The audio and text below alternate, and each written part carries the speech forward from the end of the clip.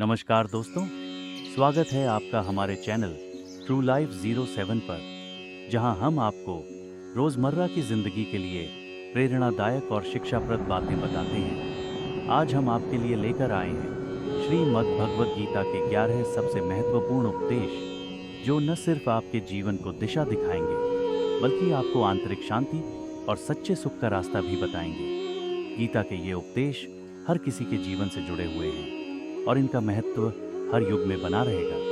तो चलिए बिना देरी के शुरू करते हैं। 1. अपनों का गलत व्यवहार सहन न करें। श्री कृष्ण ने गीता में कहा है कि अगर कोई अपना या बड़ा व्यक्ति आपके साथ गलत व्यवहार करता है तो उसे सहन करना ठीक नहीं है। मतलब यह नहीं कि आप उनसे दुश्मनी पाल लें, बल्कि आत्मसम्मान के लिए खड़ा होना जरूरी है। उदाहरण के लिए, अगर आपके किसी रिश्तेदार या करीबी दोस्त का व्यवहार आपके साथ हमेशा गलत होता है, वे आपको नीचा दिखाते हैं या आपकी भावनाओं का सम्मान नहीं करते, तो यह आपके लिए सही नहीं है कि आप इसे लगातार सहते रहें। खुद का सम्मान करना उतना ही जरूरी है जितना कि दूसरों का। आप अपने बॉस का ही उदाहरण लीजिए। अगर आपका बॉस आपको हर बार काम के लिए डांटता है और आपकी मेहनत की कभी कदर नहीं करता, तो क्या यह सही है कि आप चुप रहें? नहीं, आप आदर के साथ अपनी बात रख सकते हैं।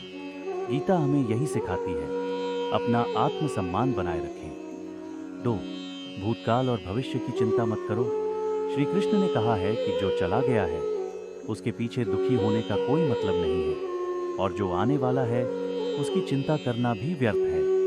आपका वर्तमान ही असली है और इस पर ध्यान देना सबसे महत्वपूर्ण है।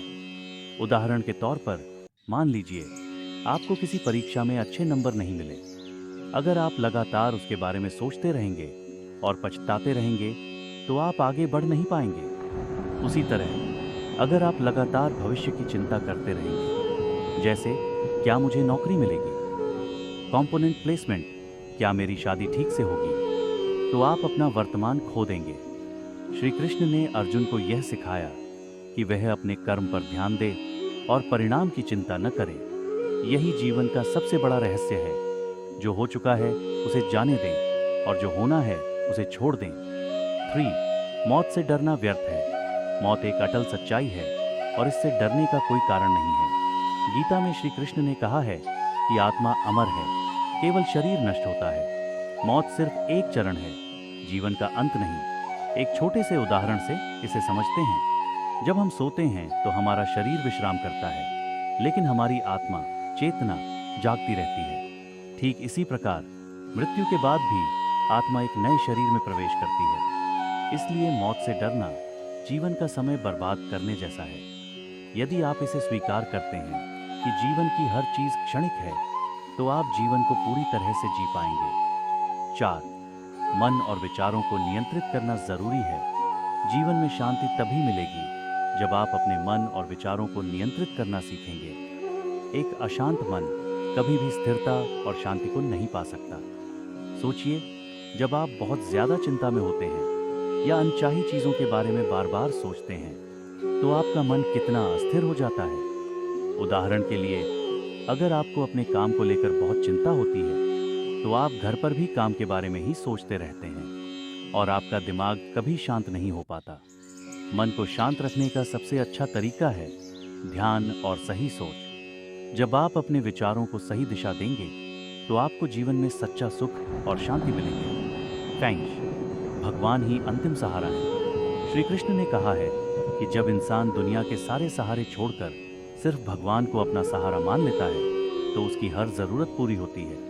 यह बात बिल्कुल वैसी है जैसे एक बच्चा अपने माता पिता पर पूरा भरोसा करता है। उसे इस बात की फिक्र नहीं होती कि कल का खाना कहाँ से आएगा, क्योंकि उसे पता है कि उसके माता पिता उसका ख्याल रखेंगे। इसी प्रकार अगर हम भी परमात्मा पर पूरा भरोसा रखेंगे, तो हमारी सभी समस्याएं हल होंगी।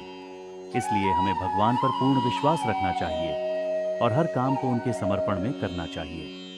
6. इस संसार में कुछ भी स्थायी नहीं है। यह संसार अस्थाई है। यहाँ कुछ भी हमेशा के लिए नहीं है। जो चीज आज आपके पास है, वह कल नहीं भी हो सकती। उदाहरण के लिए, हमारे पास जो पैसा, संपत्ति या रिश्ते हैं, वे सभी समय के साथ बदल सकते हैं या समाप्त हो सकते हैं। इसे स्वीकार करना ही सबसे बड़ा ज्ञान है। यह समझना जरूरी है कि हम यहाँ सिर्फ कुछ समय के लिए हैं और सब कुछ छोड़कर जाना है। इसलिए अपनी संपत्तियों और रिश्तों में अतिमोह करना सही नहीं है। 7. किसी पर हद से ज्यादा मोह मत करो।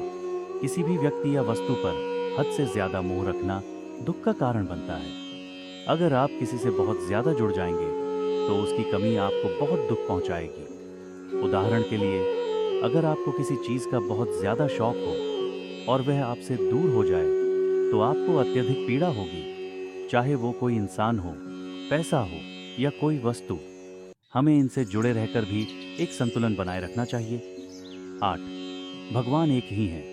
श्री कृष्ण ने कहा है कि दुनिया के सारे भगवान एक ही हैं। सभी नाम और रूप अलग हो सकते हैं, लेकिन अंततः सब एक ही परमात्मा के स्वरूप हैं। यह बात वैसे ही है जैसे एक ही सूरज कई दिशाओं में रोशनी फैलाता है। भगवान की पूजा अलग अलग रूपों में हो सकती है, लेकिन उनका अस्तित्व एक ही है।